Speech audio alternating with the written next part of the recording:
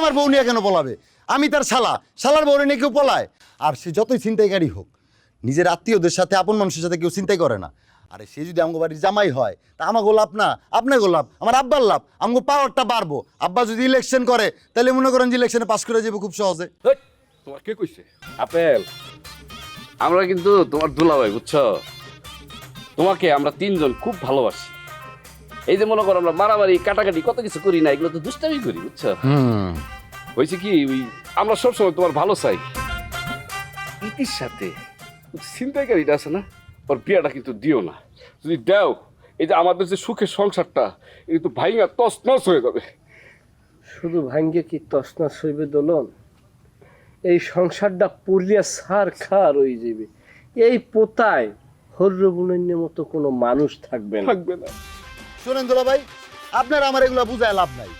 আমি আমার ওই বইনের ইতিরে কেডার দুলা ভাইয়ের সাথে বিয়ে দিতে একমত। আমি আব্বারে কইছি, আব্বা বিয়া দেন, ধুমধাম করে বিয়া দেন। কে কইছো তোর?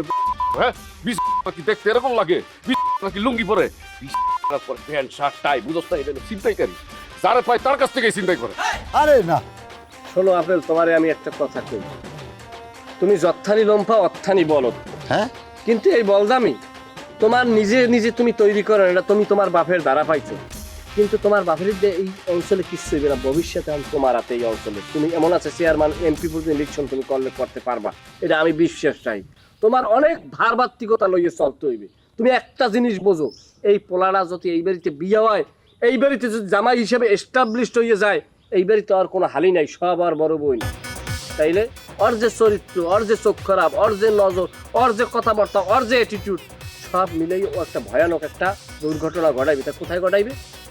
তুমি এলে শালা, তুমি যখনই বিয়ে করবা তোমার বউদের আসতে বাবাইয়া লই উড়াল দিয়ে চলে যাবে।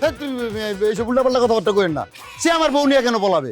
আমি তার শালার বউ নিয়ে কেউ পলায়? আর সে যতই ছিনতাইকারী হোক, নিজের আত্মীয়দের সাথে, আপন মানুষের সাথে কেউ চিন্তাই করে না।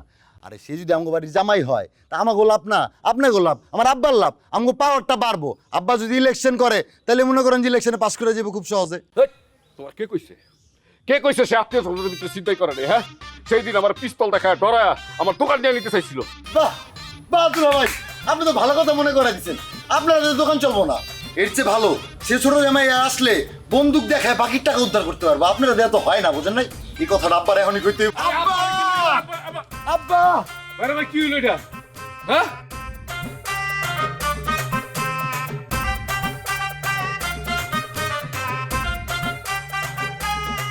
মাঝে মধ্যে মনে কয় কি জান, পুরো পিছাইতে নিজের কভারটা নিজে পিটাই। সেই রিস্ক তোর ডেকিও জিজ্ঞাইছে, তুই কিনলে গিয়ে কথাটা মনে হরাই দাও। বাসা কসু মহে দিয়ে কান্দ এখন।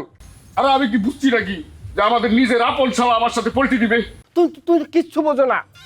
তোমার যে কালে যা কই আমি কি বুঝছি তাই তুমি বোঝো নাকি? তাই তুমি বোঝো না, তুমি বিয়ে হটাই চোখে দেখায়।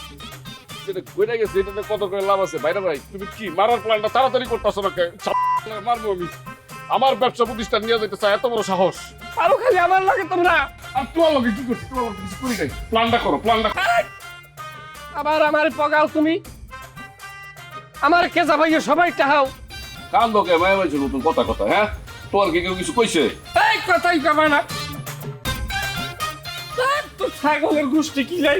আরে প্ল্যানটা কি করে দাও?